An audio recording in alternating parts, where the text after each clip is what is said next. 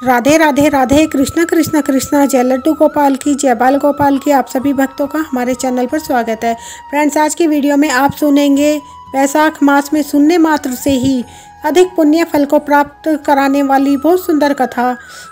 इसमें एक गांव में एक किसान था, हरिया, और उसकी पत्नी थी शांति। हरिया और शांति बहुत ज़्यादा गरीब थे। उनका समय बहुत कष्टों से व्यतीत होता था।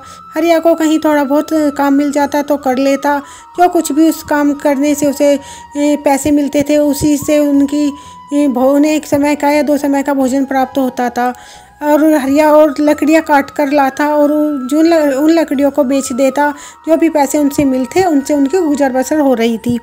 एक समय भोजन मिलता तो ये भी नहीं पता थी दूसरे समय उन्हें भोजन प्राप्त होता है या नहीं।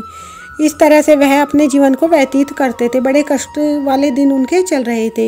एक दिन हरिया की पत्नी कुएं से पानी लेने जाती है तो वहाँ पर कुछ औरतों को वैशाख मास की महिमा कहते हुए सुनती है कि वह औरतें आपस में बातें करती हैं कि अब वैशाख मास आने वाला है और इसमें सुबह ब्रह्म मुहूर्त में स्नान करने से श्री हरि विष्णु लक्ष्मीपति जी का पूजन नियम और एक समय भोजन करने से, व्रत पालन करने से श्री हरि विष्णु उन पर प्रसन्न होते हैं और उनके सभी कष्ट और दुख दूर कर देते हैं और उन पर अपना आशीर्वाद बनाए रखते हैं। हरिया की पत्नी है सब सुनकर बहुत प्रसन्न होती है और सोचती है मैं भी वैशाख मास व्रत का पालन करूंगी और हमारे कष्ट भी प्रभु दूर कर देंगे और अपना आशीर्वाद हम पर बनाएंगे। इस तरह से वह अपने घर जाती है जब पानी लेकर, और हरिया से वह सोचती है मैं हरिया से बताऊं या ना बताऊं। वह सोचती है मैं हरिया से नहीं बताऊंगी, अगर मैं बताऊंगी तो हरिया कभी मुझे यह वैशाख मास व्रत पालन नहीं करने देगा।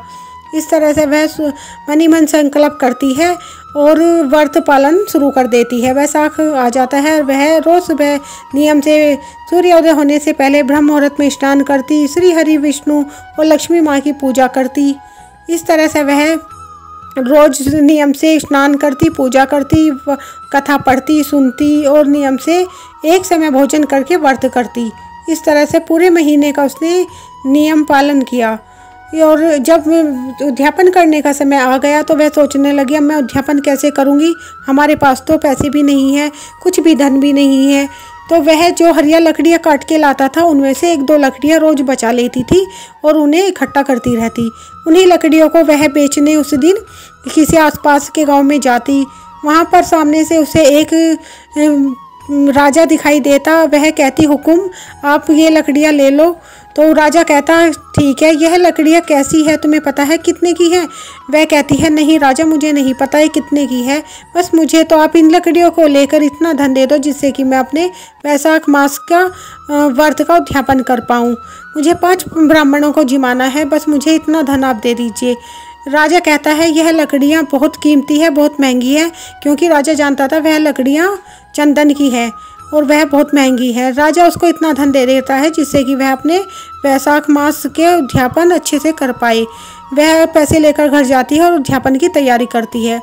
वह उद्यापन वाले दिन बहुत अच्छा भोजन बनाती है, तरह तरह के व्यंजन बनाती है और पंडितों को बुलाती है। पंडितों को बुलाकर वह भोजन कराती है और दान दक्षिणा देती है।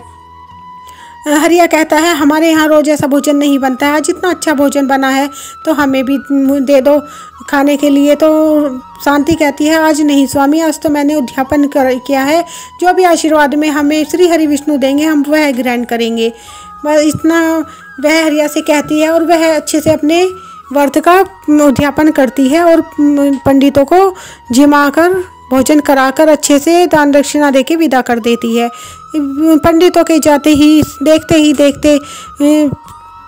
हरिया की वह छोटी सी झोपड़ी महल में बदल जाती है। उसके चौका में तरह तरह के व्यंजन बन जाते हैं। उनके घर में बहुत से आभूषण, सुंदर सुंदर वस्त्र और खूब सारा धन जमा हो जाता है। इस तरह से उनका देखते ही देखते बुरा समय अच्छे समय में व्यतीत हो जाता है। हरिया और हरिया की पत्नी श्री हरि विष्णु के चरणों में प्रणाम करते हैं और कहते हैं हे प्रभु, यह सब आपकी के आशीर्वाद से हुआ है। इसीलिए फ्रेंड्स, वैशाख मास का बहुत ज़्यादा महत्व होता है। इस महीने में जो लोग भी नियम से ब्रह्म मुहूर्त में स्नान करते हैं, श्री हरि विष्णु की कथाएं सुनते हैं, पढ़ते हैं और माँ लक्ष्मी और श्री हरि का पूजन नियम पूर्वक करते हैं तो पर भगवान उनकी सभी कष्टों को हर के उनके घर में सुख शांति और उनके जीवन में खुशियाँ ही खुशियाँ भर देते हैं। इसी तरह से वैशाख मास का विशेष महत्व माना जाता है। जिस तरह से प्रभु ने हरिया और उसकी पत्नी के दुख हर के उनके घर में सुख शांति और धन वैभव सभी तरह से उनके घर में हर तरह की खुशियां भर दी, उसी तरह से भगवान सभी की इच्छाएं पूरी करें। राधे राधे राधे। कृष्णा कृष्णा कृष्णा। जय लड्डू गोपाल की, जय बाल गोपाल की।